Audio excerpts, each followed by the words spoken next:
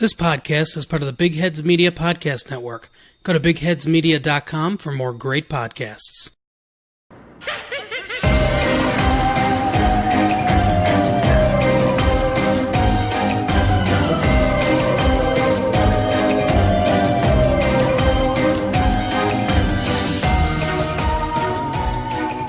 Hey basic bitches, welcome back to our spooky season.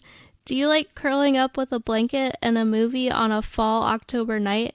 Then I have to ask, what's your favorite scary movie? All right, today we're talking about Scream. It premiered December 20th, 1996, which I think is a weird date for a scary movie to air. What day was it? December 20th, 1996? Yeah, is it a Christmas movie? Maybe, but to each your own. Maybe we should be doing this during our Christmas season. Yeah. It was directed by Wes Craven. It starred Neve Campbell as Sidney Prescott, Courtney Cox as Gail Weathers, David Arquette as Deputy Dewey, Skeet Ulrich as Billy Loomis, Matthew Lillard as Stewart, Jamie Kennedy as Randy, Rose McGowan as Tatum, and Drew Barrymore as Casey Becker.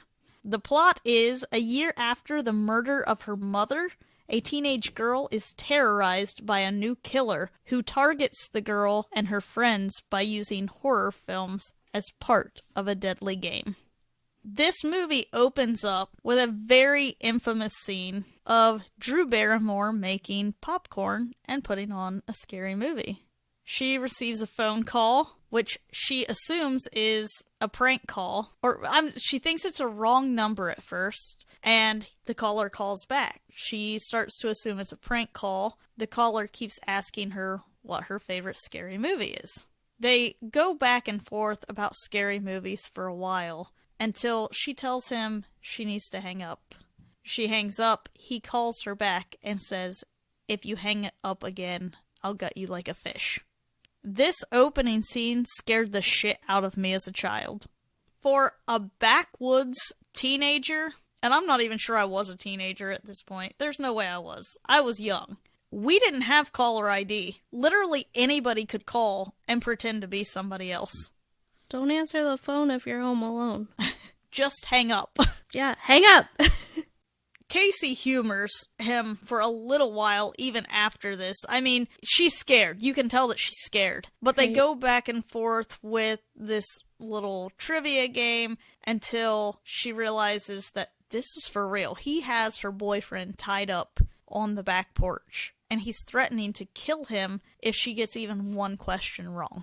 She answers most of them correctly, until we get to Friday the 13th, in which the caller asks, who was the murderer in Friday the 13th?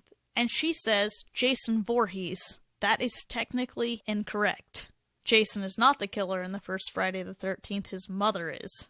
This gets her boyfriend gutted. This is when, she realized it was real before then, but this is when it really sinks in that she's in big trouble.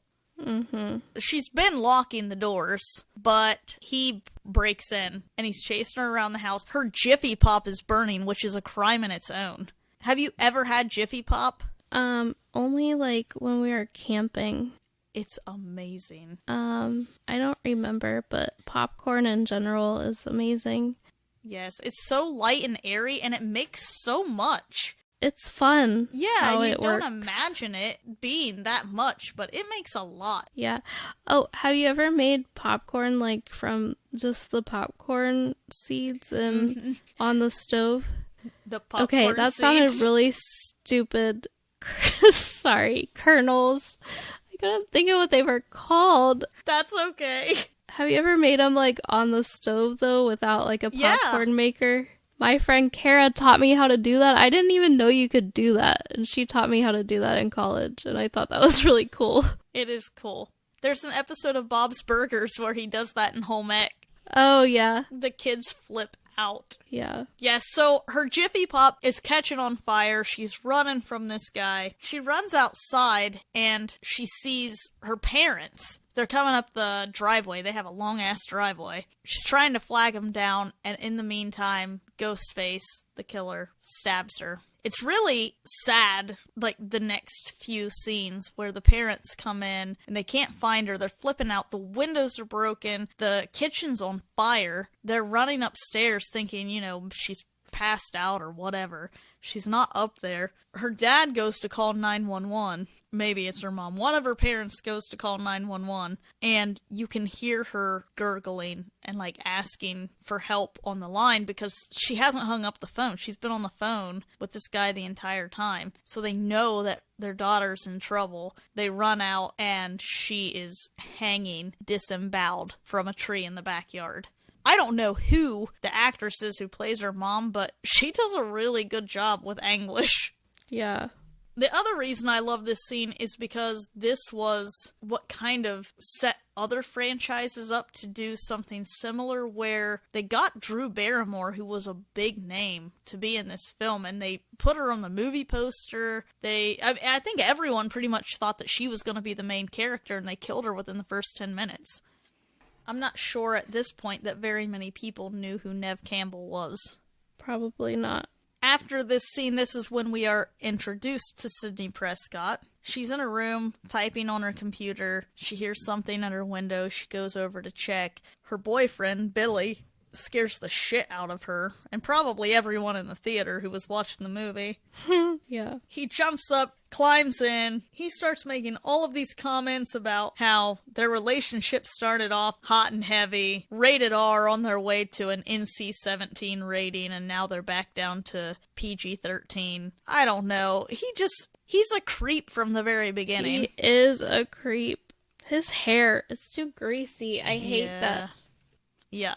And I'm not sure if it's in this one or one of the other ones. I think it's in this one where Randy calls him a Johnny Depp wannabe, and I absolutely see that. Yep, but not even close to being attractive.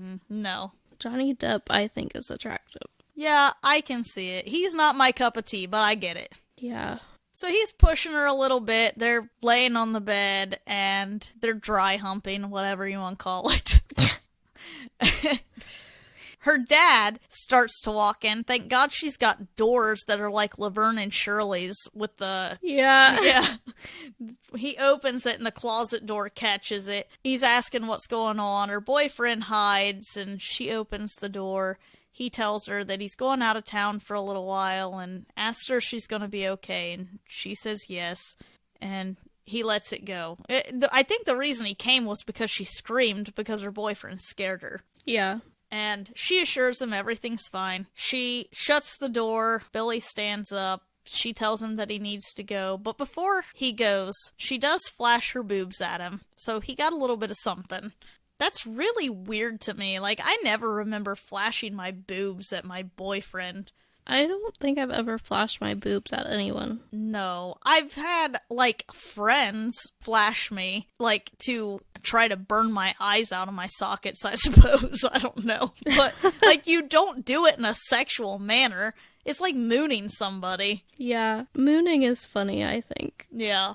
So Sydney goes to school the next day and she sees news vans and all of these high schoolers that are acting really somber. She doesn't know what's going on. Her friends approach her. So Billy, Stu, and Tatum, they come up and they're talking about how Casey Becker and her boyfriend Steven were murdered last night. She is pretty much distraught about it, which we find out later that her mom was just murdered last year. But everyone else seems almost jovial about it. Like, they're making jokes about this poor girl's death. I don't get that.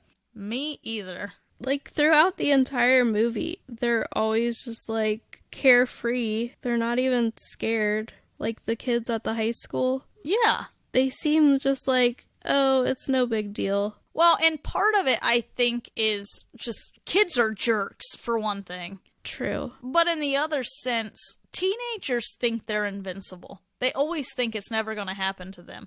It doesn't matter if it's someone close to them that it happens to. It's not going to happen to them. It's like they think the world revolves around them. So I don't think that it's really out of character for these kids to be acting this way. It's like school got canceled and they're like, oh, well, let's have a party. Like, Right. no, you're supposed to stay at home with your parents and not get murdered. Yeah. In the same sense, I will say at this point, they don't know that it's a serial killer. So That's two true. people who were closely linked together were killed, but, I mean, they don't know what these kids were into, who they knew. It could have been a personal thing. It still doesn't excuse the jokes, though. While all of this is happening, you see Gail Weathers, who is Courtney Cox. She's reporting on this crime. We find out that she is very famous in the area because she covered the murder of Sidney's mother in the news. She even wrote a book about it. This kind of hit me a little bit because I'm one of those people. I love true crime podcasts. I love reading anything true crime. And it kind of makes you realize that literally anybody can write about this crime because this stuff is public record. But sometimes they don't take into account the way that the family members feel about it. Yeah. It made me feel dirty, and I don't like it. I really wanted to dislike Courtney Cox's character, but since it was Courtney Cox, I couldn't. She plays a bitch really well, though. Yeah. I mean, if you think about Monica, who's a lovable character in Friends, and most everything else that she's played, I think that she's a fairly nice individual, but she was a bitch in this, and I loved it. Yeah. Yeah, so they are planning this party. Randy thinks it's stupid, but he's gonna go. We find out Randy works at a video store. I love that Jamie Kennedy looks like the type of high schooler that would work at a video store. You know what I'm talking about. Like Dawson and Yeah. Pacey on Dawson's Creek. Dawson Wasson. Yep, Dawson Watson. I can't unhear that. I know. That was the funniest social media comment. Yeah. Every time I hear Dawson, that's what I think of. They decide they're going to have this party, but I can't remember when they're having it. It's like a couple days from when they have the conversation. Sydney is going home. Tatum is supposed to be picking her up to hang out with everybody. She goes home. She sees a news report, and I think that it's Gail giving the news report about the teen slayings and all of that, and how, you know, this is the first big murder since last year when I think it's Maureen Prescott is her mom's name, was murdered, and it brings everything back. She ends up falling asleep waiting on Tatum. The phone rings, she answers it assuming that it's Tatum and that she's late, but it's not. It is an unknown caller. They're asking all of these questions that she well, at first I think she thinks it's Randy, because it does kind of seem like something that Randy would do. He wasn't one that was joking like Stu was joking in the beginning, but he was making a little bit light of it because, you know, he's into film and horror movies and he's putting himself in that position. So she thinks that it's him messing with him, and the person just keeps saying, "Who's Randy?" She puts together pretty quick that it's not anybody making light of anything. This is a real problem. The killer comes in. There's a huge fight. She runs upstairs, and at first I thought this was dumb. It was like the everyday scary movie thing where you should run out the front door, but you're running upstairs. But then you remember that her doors have that clever way of locking. Mm-hmm. So it was smart. She goes up there, the killer can't get in the door, and out of nowhere, Billy, her boyfriend, shows up at the window. And he's so concerned about her. As he's hugging her and trying to calm her down, a cell phone falls out of his pocket. This cracks me up because nowadays you would not automatically assume that anybody was innocent, because everybody has a cell phone. It doesn't matter if you just crawled in the window. You could have just hung up out on the trellis. Right. But because of the day and age that this is, this immediately sets off suspicion. And she backs away. She runs down the stairs. She opens the door, and this is where you see Deputy Dewey. He's holding the ghost mask face up to the door. God knows why. I don't know. But it scares the living daylights out of Sydney. It scared me too. Tatum pulls up. You find out Dewey and Tatum are brother and sister. They calm Sidney down, and they tell her, just calm down. We're going to take you to the police station. Billy gets arrested because they start to think, okay, this guy's suspicious. They take him down to the police station, both of them. You can see Billy seems genuinely upset at the police station that Sidney would even consider the possibility that he could be involved in this. Sidney can't help it, which I don't blame her. You have to kind of be suspicious of everybody, wouldn't you think? Yeah, he was pretty suspicious, though. Yeah, maybe if you washed your hair, I'd consider you a little less. But she doesn't tell the cops that it couldn't have been him, so they seriously question him, and Tatum and Dewey take Sidney back to their house. While she's at their house, she's talking to Tatum about the whole situation and everything. She gets a phone call, and it's from Ghostface. It's the same name, it's the same voice that she heard over the phone when she was at home. She automatically knows that it's the same person. So she says, it can't be Billy. Billy's in jail right now. It has to be somebody else. Billy ends up getting let go. Cut to, it's school the next day. Sidney runs into Billy. It's this confrontation that annoys the hell out of me, because he goes on and on about how she should feel sorry for him because his parents are divorced and his mother left or something. And she kind of puts him in his place and says, your mother left. Your folks got divorced. My mom is dead. Mm-hmm. It's not even close to the same thing. Sidney goes to the bathroom. She hears these girls talking about her and her mother and how her mother was a whore and all of this stuff. Sidney's kind of a badass and walks right out into the conversation, and I really liked that part. She kind of reminds me a little bit of Belinda in that sense that she doesn't let stuff go. It's like she just confronts things head on. I wish I could be like that. Yeah, me too. When the girls leave, though, she's left in the bathroom by herself. She hears something, she looks, there's no feet in the bathroom, so she decides she's just being paranoid. But as she turns around and she looks in the mirror, you see 2 feet step down, and then the black cloak fall. So the killer is in the bathroom with her. She runs out terrified, but immediately following this scene, you see that there are multiple people running through the halls with this outfit on, acting like lunatics.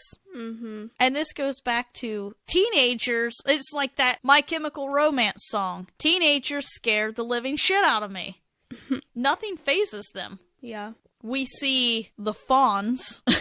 He is the principal of the school, and he's really putting these kids in their place. And he's a little harsh, but in this context, I love it. I mean, I try to imagine my kid in this scenario, and if he was doing something stupid like that, I would hope someone would talk to him the way that the principal talked to this kid. Yeah, that's like my fear that my kids are going to grow up to be a-holes. Yeah, I kind of have that too. I don't think that's going to be the case for either of us, but I absolutely get it. Yeah. Like, you can do all that you can as a parent, but there are other factors that come into play. Yep. We'll just have to wait and see. Also, hormones. Yeah. We cut to the video store again with Randy, and he's having a conversation with Stu. And he's talking to Stu about how Billy is the obvious suspect because, he's the boyfriend. I think this is where it's brought up that he and Casey used to date, or he had a crush on Casey. I'm not sure, but he's connected to Casey and Steven in some way. So it had to be him. And Stu tells him, it can't be him, man. It can't be him. Because Sidney got the phone call when he was in jail, and Randy's just too smart for it. But he goes through a list of suspects. Stu, for whatever reason, I really like this character. He's a dick. Yeah, I really like him too. And also, I think he's attractive. Yeah.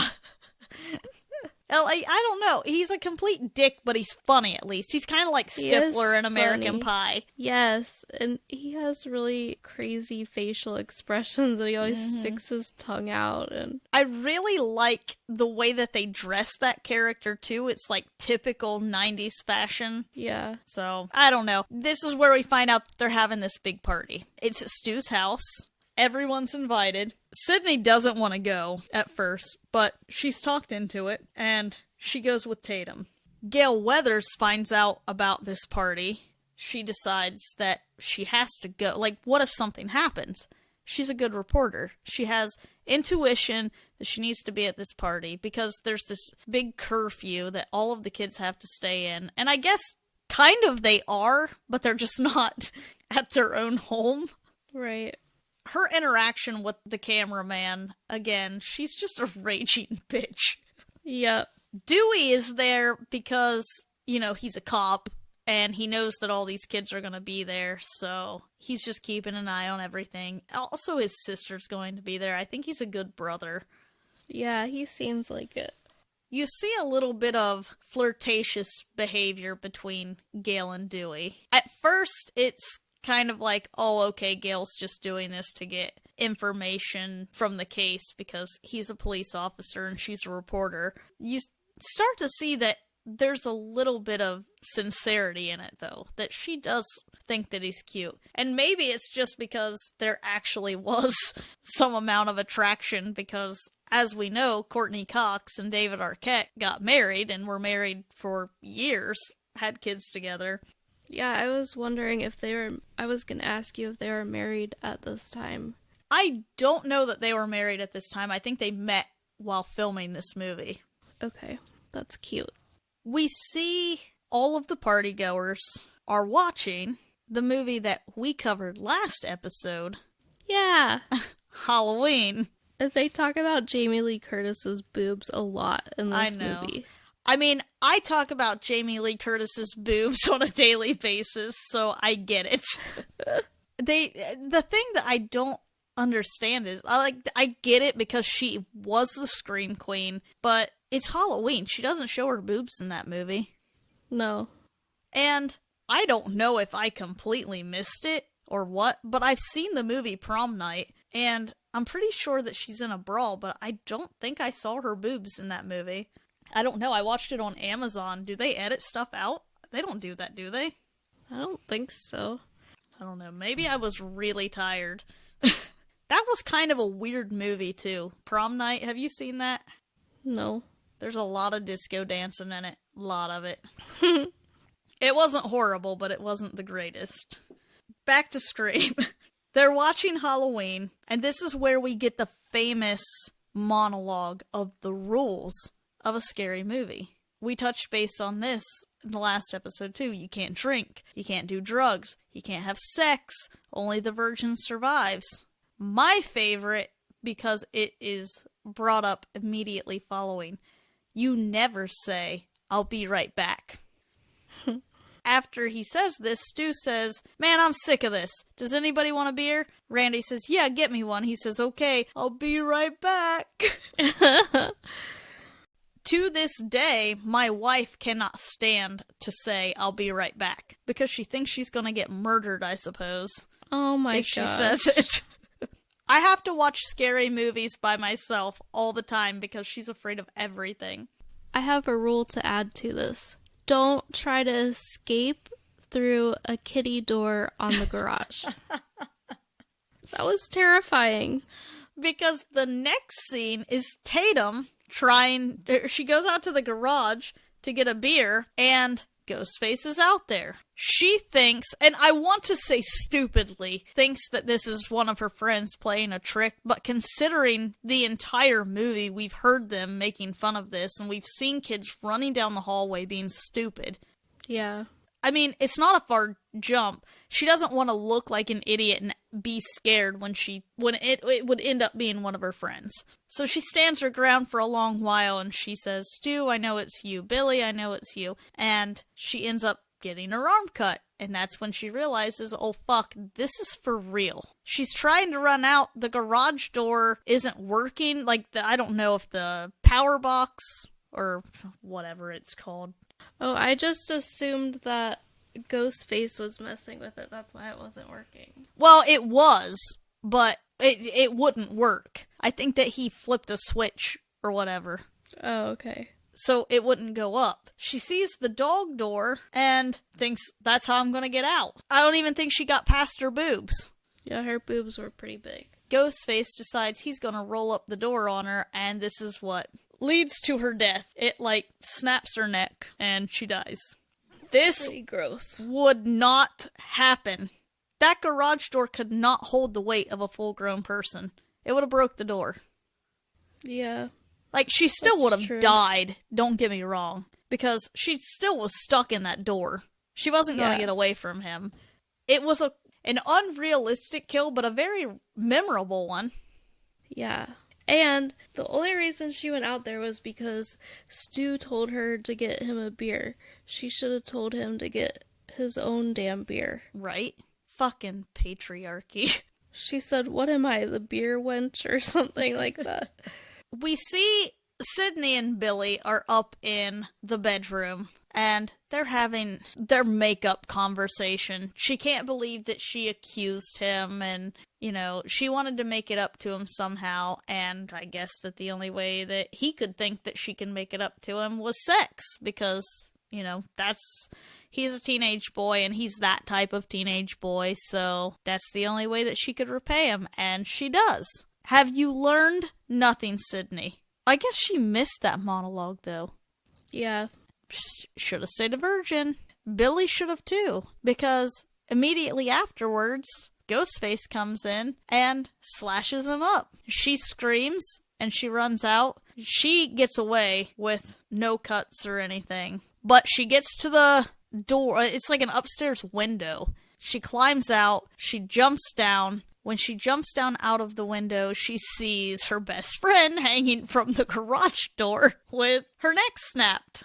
She takes off running and screaming. She runs out to the news van, and it's just the cameraman out there. Gail and Dewey at this point have decided to walk down the road.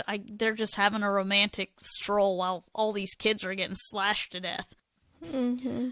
You see that they've set up a camera inside the living room of this home. You see Randy laying on the couch, and he is still watching Halloween. He's all by himself. Jamie Lee Curtis, it is the scene that we spoke about last week where she is sitting at the door and Michael Myers sits up behind her. She believes that he's dead. Randy is yelling at her, "Jamie, turn around. Jamie, get up and turn around." And as he's saying this, you see Ghostface walking up behind him. What I find so funny about this is he's calling her Jamie, as in Jamie Lee Curtis, the name of the actress playing Laurie Strode. Jamie Kennedy is the actor playing Randy, and he's yelling, "Jamie, turn around." And I really liked that parallel. Everyone assumes that Randy is going to be the next death, but what they don't realize is that there's like a 30-second, 45-second lag in the film, in the camera. Apparently that's enough time for Ghostface to get out to the van and slit the cameraman's throat. Ugh. Sidney takes off running. This is when we see Gail and Dewey walking down the street. A car is flying. I'm assuming that it's kids going on a beer run. They almost get hit, jump out of the road. They have that moment where they're laying on top of each other and they're about to kiss. And Gail sees a car. It ends up being Sidney Prescott's dad's car. And they have been trying to locate him since she was attacked in their home. But they couldn't find him. They couldn't get a hold of him. This immediately raises suspicions with Dewey, and they take off running back to the house.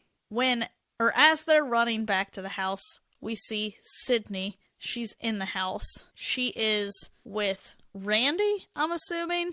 I'm trying to think of how this all goes down. I don't know. Sidney gets back to the house. We see Billy fall down the stairs. He's covered in blood. Randy is there inside the house with him. She shut Stu out of the house because she can't trust anybody at this point. She's not even trusting Randy. She's trying to get away from him. So Billy comes down. She's relieved that he's okay. And as he's comforting her, he pulls out a gun and he shoots Randy. So, boom, light bulb. Billy is obviously involved, which I feel like should surprise absolutely nobody. He looks like a villain. What I did find as a surprise watching this for the first time is that he's not the only one. He let Stu back in the house. Yeah. I actually was surprised. By that twist? No, even that it was Billy. Oh, really? Yeah, because the entire time I was trying to figure out who it was, and everybody that I thought it was, it couldn't be them. Well, and I also think that, when I say surprises no one, I'm going based off of looks. Like, he looks like a villain. Oh, yeah. But I do think that it would surprise people because you would assume that it was him. And typically in scary movies, it's the last person you'd expect. Right. So it can't be the boyfriend. That's too obvious. But it's not that obvious if you add a twist and it's actually two people. Mm-hmm. So Stu comes in and they reveal to him that, they reveal to Sidney that the whole reason for this is because Sidney's mom had an affair with Billy's dad, and that's the reason that his parents got divorced. So he's been after Sidney this whole time, and he just drug Stu into it because, I don't know, herd mentality, I suppose. Gail and Dewey show up at some point here, and Billy knocks them out. Well, Dewey ends up getting stabbed. Yeah, poor Dewey. Gail gets knocked out. We see that they have Mr. Prescott, Sidney's dad, stashed in a closet because they're going to set him up for all of these murders. He's just snapped, and he's killed everyone, except for Stu and Billy, who fought him off. The way that they're going to make it look like they were victims is they're going to stab each other. This, to me, is the funniest part of the movie. I don't know why I think that it's funny. It's gross, but Matthew Lillard does such a good job in this scene. Yeah. You okay?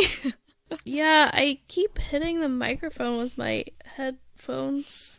They go back and forth stabbing each other, but Billy obviously is pretty rough. And I don't know if it's explicitly said. I'm fairly certain that Billy is setting himself up to be the sole survivor. He's doing this on purpose. But Stu says my favorite line of the movie in this scene, because he says to him, Billy, what are you doing? You got real deep. I'm feeling a little woozy here. I liked that line a lot, too. He just says it so well. The way that he slurs it perfectly. Yeah. I love Neve Campbell in this movie. She is one of my favorite scream queens, but he's my favorite character in this movie. Mm-hmm. I want to say I'm sad that he was a villain, but I'm not because he did it really well. Yeah, I agree. During all of this commotion, Sidney disappears. Billy starts to freak out, and he's trying to find her. The phone rings. It's Sidney. So Stu is on the phone with Sidney, and he's going back and forth from being this angry killer to this sad little mama's boy. At one point, he even says, she says, I'm going to call the cops, or I've already called the cops. And he's like, my mom and dad are going to be so mad. Yeah. It's like, that's the biggest understatement of the year. You have killed people. Right. So Sidney is fighting off Billy and Stu. Stu comes out, and Sidney comes out. Stu and Sidney are fighting for a while. She somehow gets him onto the ground, knocks a TV onto his face. The TV is plugged in. It electrocutes him. Stu is a goner. What a way to die. Yeah. It's not a way I would want to go. No. Billy somehow catches up with Sidney.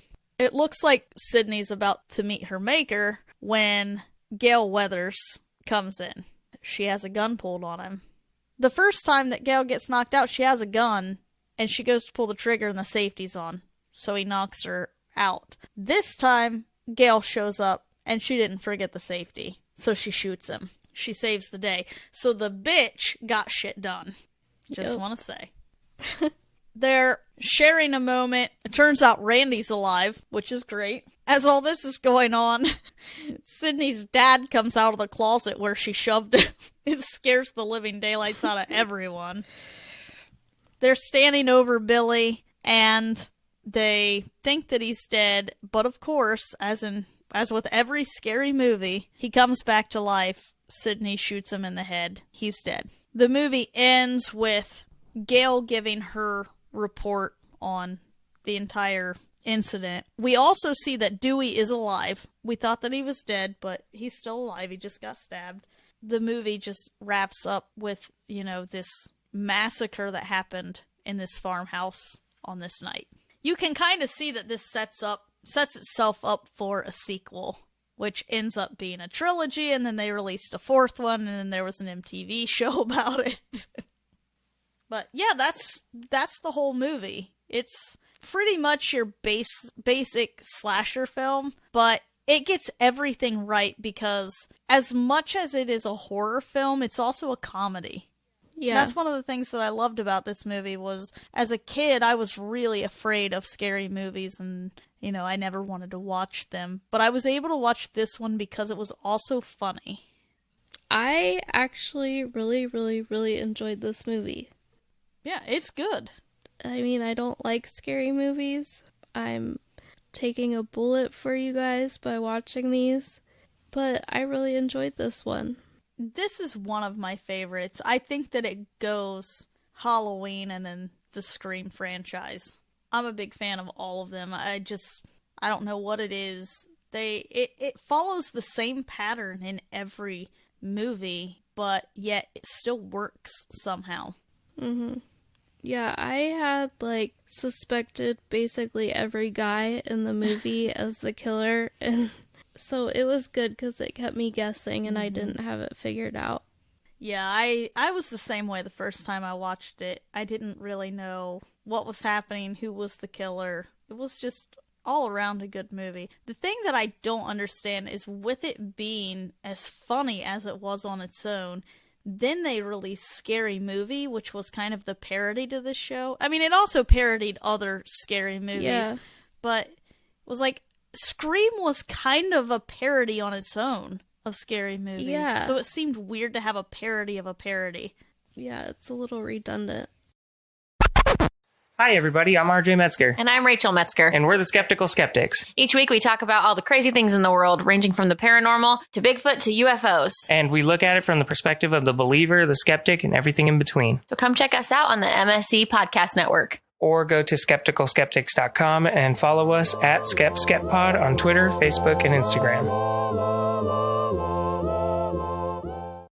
So, the random facts that I have for you for this episode come to you from LOL What? That's LOLWOT.com. The first one I have is the film was partially based on the real-life murders of students in Gainesville, Florida in the 1990s. The killer, Danny Harold Rolling, was nicknamed the Gainesville Ripper. I lived in Gainesville for a short time. Yikes. I definitely heard about this case. Oh, yeah? Yeah, I think everybody in Gainesville knows about that. That's not something that is going to be forgotten. If you ever want to look it up, I know you like true crime stuff. It's pretty gruesome. Ugh, yeah, I'll have to check it out. The title for the horror movie wasn't always Scream. It was originally called Scary Movie, which I think is hysterical. That is hysterical. The Weinstein brothers, who were the head of the movie's production company, Miramax, decided to change it to Scream after listening to Michael Jackson's song of the same name. That's a good song. He does it with Janet. I love Janet. Yeah. I like her too. Yeah. Director Wes Craven makes a cameo in the film as a janitor. He was dressed up in Freddy Krueger attire. That's funny. I always noticed that guy, but I didn't realize that that's who it was. Yeah, I didn't know that's who it was either, but I thought it was funny that he was dressed up as Freddy Krueger. Yeah. And the principal was like, "Oh, hi, Fred." Producers hated the mask and thought it was idiotic. After watching Drew Barrymore's death scene, they changed their minds and kept the now iconic mask throughout the film. I think it's kind of goofy looking, too. It is, but I think that's what I like about it. The fact that they said it was just something that they bought at a convenience store. Yeah. And it makes sense because they're teenage criminals.